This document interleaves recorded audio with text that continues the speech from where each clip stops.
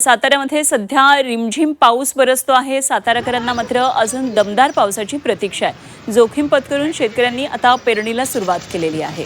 काय नेमकी सगळी परिस्थिती आहे, आढावा घेतलाय आमचे प्रतिनिधी तुषार तपासे यांनी।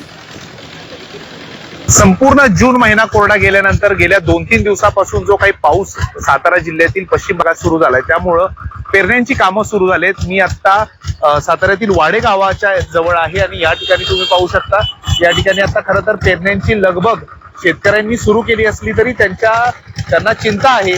खरं तर आता इथं सोयाबीनची ही पेरणी या ठिकाणी केली जाते।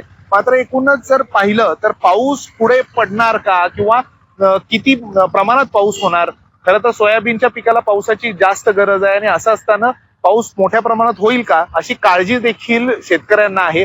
खरं तर जुलैच्या आता ह्या 1-2 तारखेपासून कुठेतरी या पश्चिम भागात साताऱ्याच्या पाऊस पडायला सुरुवात झाली। इथले शेतकरी माझ्यासोबत आहेत। दादा, खरं तर थोडासा पाऊस झालाय, घात मिळालाय का? आणि जर घात मिळालाय तर मग आता काय तुम्हाला वाटतं, भविष्यात चांगला पाऊस होईल अशी आशा वाटते का तुम्हाला? असं वाटतच नाही ऍक्च्युली। जुलैमध्ये पाऊस सगळी कमी म्हणते ती, आम्ही संकट घेतोया म्हणजे पेरणी करायची, पुन्हा दुपारपर्यंत वेळ येऊ नये ही आमची विनंती आहे। पण म्हणजे आता कुठलं पीक घेतलंय तुम्ही आणि काय म्हणजे किती क्षेत्रामध्ये तुमची लागवड होती आता करताय तुम्ही? आता मी 8 गुंठ जमीन माझी ही आता पेरता येतो। रेत पिशवी आणि खत माझा 5,000 खर्च आलाय। आता मग ती कसं वाचवायचं हे आम्ही बघतोय निश्चितीनं। आता खरं तर पाऊस काय लांब म्हणजे म्हणतो ना, जून अख्खा संपला, जुलै आता सुरू झालाय।